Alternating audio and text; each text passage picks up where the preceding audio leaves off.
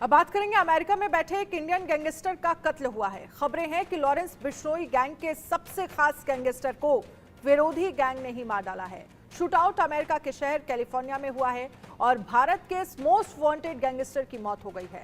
American media ने मौत का दावा किया है। ये गैंगस्टर इतना खतरनाक था कि इंटरपोल ने रेड कॉर्नर नोटिस जारी किया हुआ था। लेकिन अब गोल्डी बरार इतिहास बन चुका है।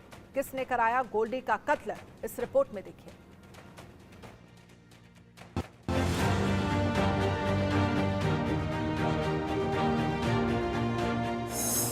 इंडियन गैंगस्टर, अमेरिकन ठिकाना, उसका शौक था कत्ल कराना।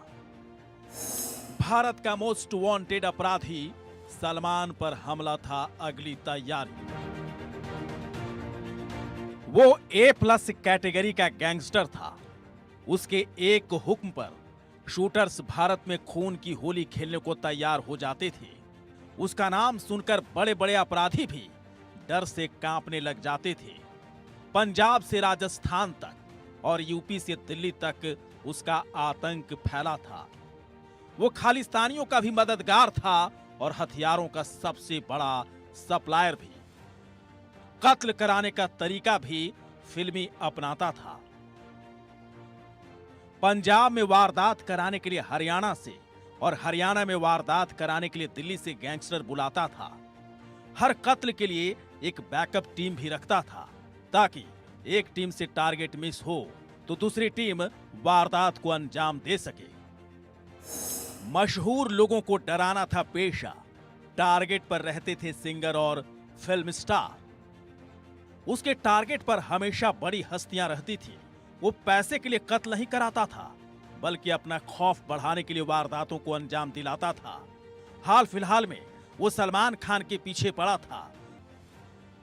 उसी के इशारे पर सलमान खान के घर पर फायरिंग की गई थी और उसी के इशारे पर पंजाब के मशहूर सिंगर सिद्धू मूसेवाला की हत्या की गई थी। लॉरेंस बिश्नोई का राइट हैंड मैन, अमेरिका से वारदात कराने वाले बरार, इंडिया का सबसे बड़ा गैंगस्टर लॉरेंस बिश्नोई अहमदाबाद की साबरमती जेल में बंद है। कभी तिहाड़ जेल तो कभी भटिंडा जेल तो कभी कोई और jail.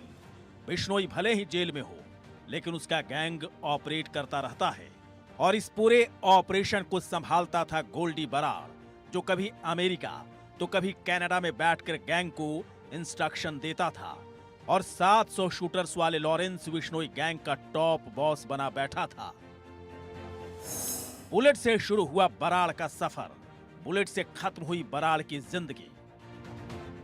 Gangster Goldy Brar California के अपने घर के बाहर खड़ा था। अपने किसी करीबी से बात कर रहा था। इसी दौरान बाइक पर आए बदमाशों ने गोल्डी बरार पर गोलियों की बौछार कर दी।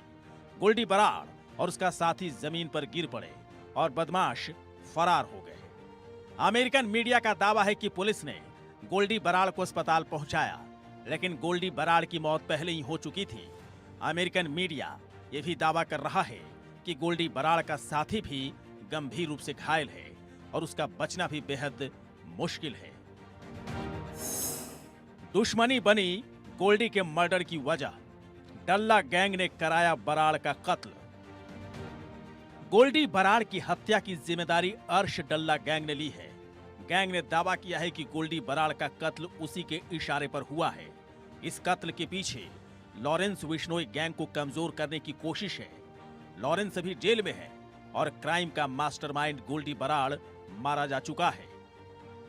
जूनियर लॉरेंस यानी अनमोल बिश्नोई अभी क्राइम सिंडिकेट चलाने का कहकहरा ही सीख रहा है।